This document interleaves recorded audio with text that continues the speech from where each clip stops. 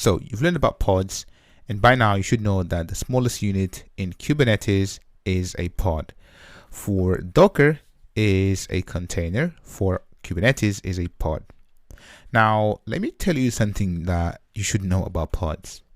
So when it comes to using pods, you should never deploy the pod using the kind pod. So you saw that we had the YAML manifest, so this one right here, and you see that the kind in here is a pod. Now we should never do this, and I'm going to explain why in a second. So if I go back to the slides, also you should never treat pods like pets, and this is because they are ephemeral.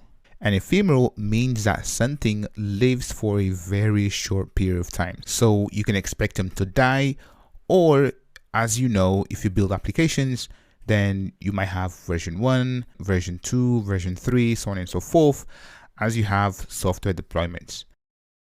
We also should know that pods on its own don't self-heal. Let me show you. So in here, I've got this pod right here, hello world. And what I'm going to do is I'm going to say kubectl and then delete pod and then hello and then world. There we go. Now, if I type kubectl get pods, you can see that no resources found in default namespace. So I've just killed a pod, and the pod doesn't self-heal, right? So we don't have another pod.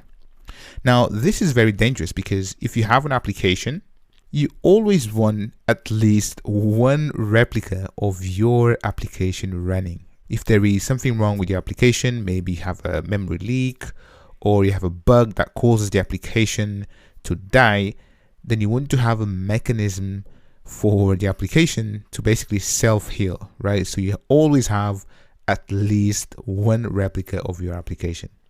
And this is why deploying pods on its own, so deploying pods like this, basically doesn't give us that flexibility. And in this section, you're going to learn about deployments and replica sets, which solves all of this and more.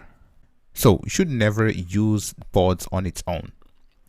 Instead, we should manage pods through deployments.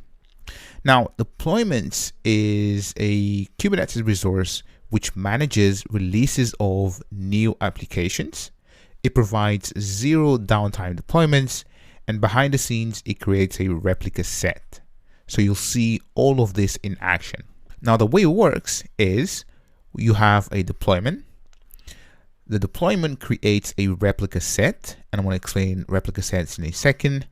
But basically, the replica set ensures the desired number of pods are always running. So in this case, let's say that we want to have 3 pods.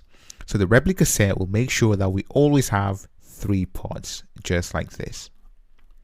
Now, the deployment really, the purpose of deployment is to facilitate software deployments. So here, let's say that in this scenario, we have the version 1 of our application.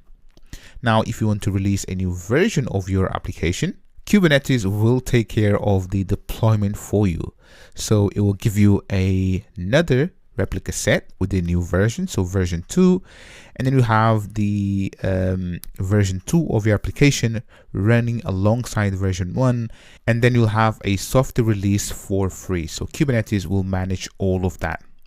And then once everything is looking good on version 2, then basically you'll have no traffic going to the version 1 of your application.